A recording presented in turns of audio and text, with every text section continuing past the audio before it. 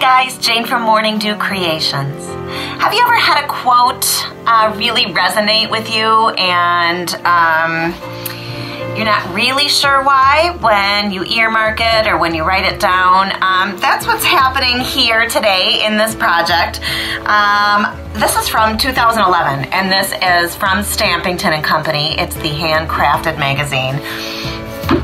Now, we all know that I love birds, right? But I earmarked this not only because of the bird, but because of the quote. So this is my inspiration project here today.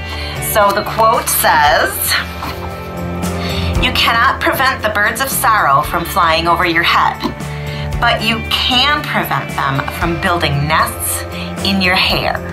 And it's by Confucius. And geez, you know, you earmark stuff and maybe don't come back to it for a really long time. But when I popped through this again, I always put just little pieces of paper or cardboard in there. I was like, wow, that is so true. It really resonated with me. I think I've been through a lot in the last 4 years and have really fought through some serious adversity. And so when I read this, I was like, gosh, that's so true. It should be my motto, right? That should be my motto. So I'm going to do my own version of this using some of the same elements. I'm going to use a face. I'm going to have some sort of a nest, some birds, and I'm going to have the quote in here as well. But I'm going to do it my own way, right? And that's what I love about inspiration is I don't want to copy her. I love the whole idea in general, so I'm going to see what I can do to build off of her idea. So come join me and you can do it right along with me.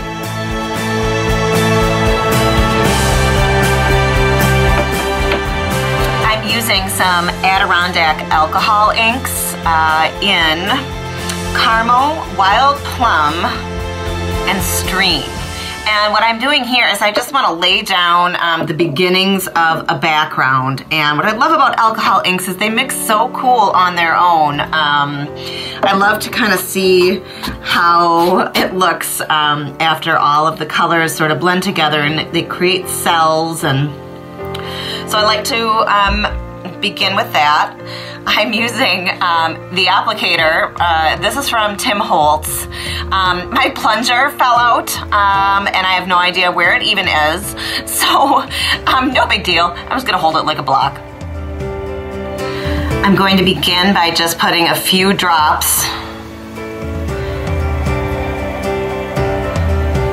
in various places on my little pad here.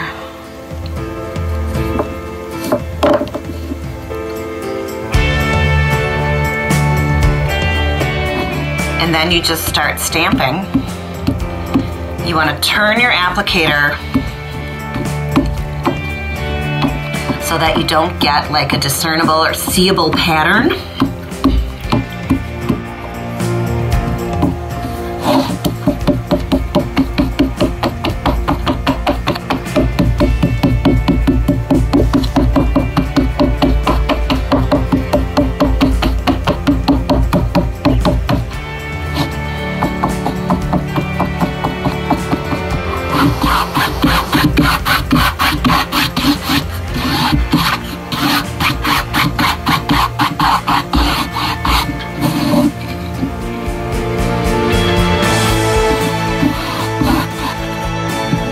Pretty cool background started. I love the little cells. Look at how cool those are. Can you see those?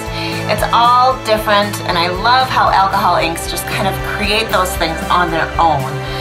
So I have coated this with one coat of Big Top, and that is so I don't reactivate the alcohol with whatever mediums I'm going to put on top of this. I don't want this to be super duper bright, right? I need to tone this down a little bit. So I've got the White Swan from DIY, and I'm just gonna start by, there's not a ton left in here, so I'm gonna start by squirting water right into here. I wanna make it a little bit more of a wash.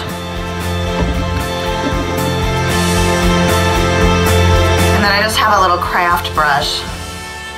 Just stirring it up a little bit, just right on the top, right on the surface. And you can see the consistency.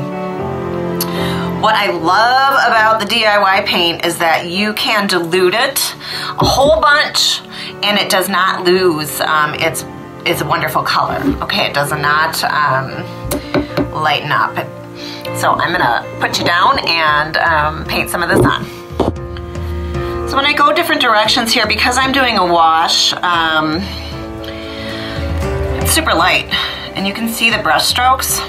So when you go different directions and barely touch the surface, you can kind of smooth those brush strokes out, and then you also create kind of a neat texture.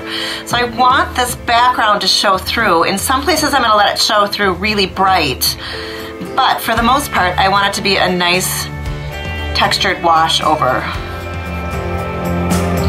And can you see how that's kind of pulling? It's called feathering, and I'm just using a simple, really cheap craft brush.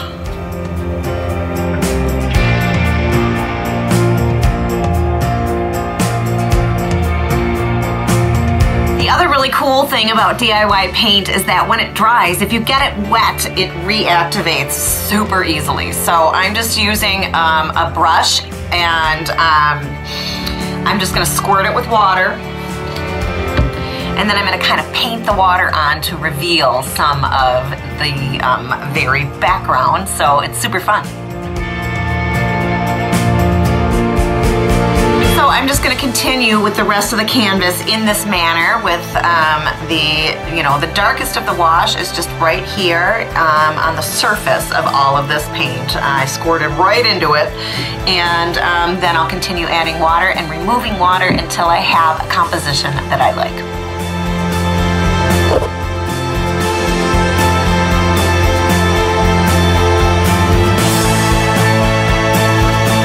Okay, so this is looking pretty cool so far.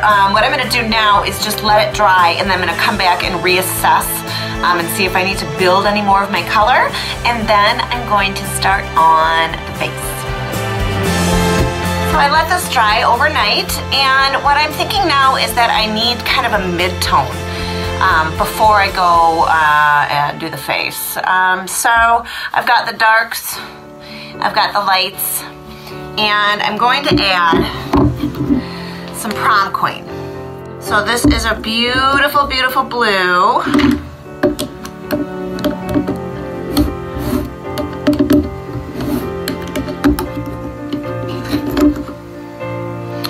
And it'll just bring in a little bit more dimension. Having the lights, the mids, and the darks help the eye move around the canvas. So that's why I thought I would put a little bit of this on. But I don't want to reactivate my white swan. I'd like it to stay just like that. So I'm going to put one coat of Big Top over. I'm going to let it dry, and then I'll be back to do the blue.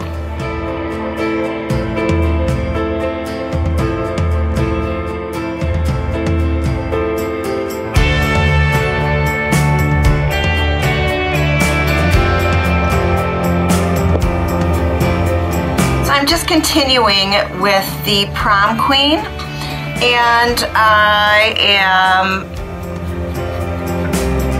kind of feathering, creating texture. I'm barely putting any paint on the brush, so it's kind of a dry brush. I'm really loving how this is turning out. Lots and lots of different things happening here. There's a lot of movement, a lot of texture, a lot of flow, and I am again gonna let this dry. I'm gonna put another coat of Big Top on it so it's ready for the rest of the elements that we put on.